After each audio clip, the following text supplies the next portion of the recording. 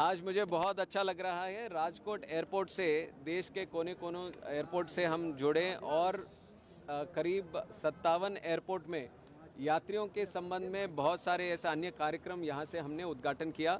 खास करके उड़ान यात्री कैफ़े जो पब्लिक ने बहुत अच्छी तरह से रिसीव किया कि कम दामों में हम टी, कॉफ़ी और समोसा जैसी चीज़ें, स्नैक्स भी हम उनको दे पा रहे हैं।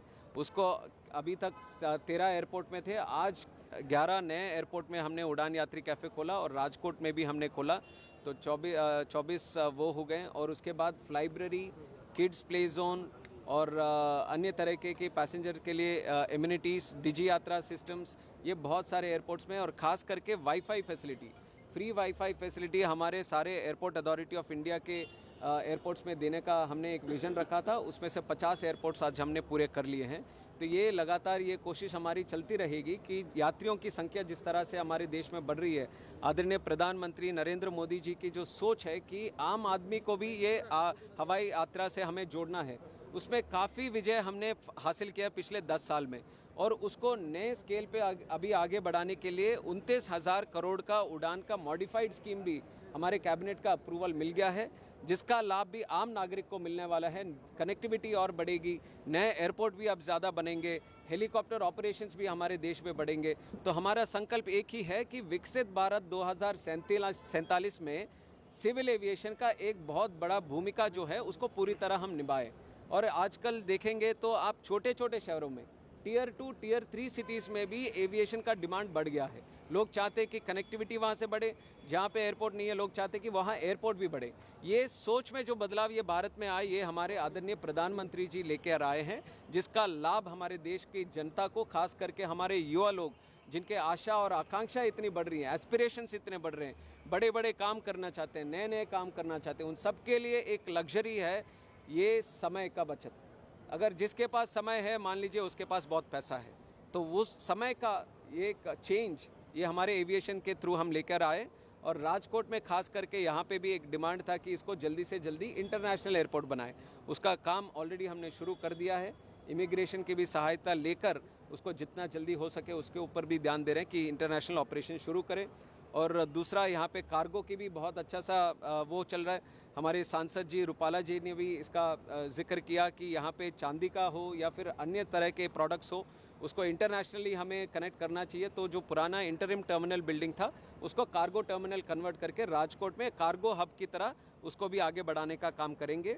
और हमारे एक प्लान है कि राजकोट एक अच्छा सा वेस्ट कोस्ट पे एक हब बन सकता है इंटरनेशनल ऑपरेशंस के लिए।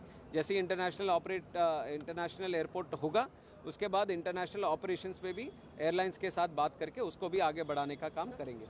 कितने समय में, क्योंकि राजकोट और सौराष्ट्र के लोग की एक ही बहुत डिमांड है कि इंटरनेशनल का है।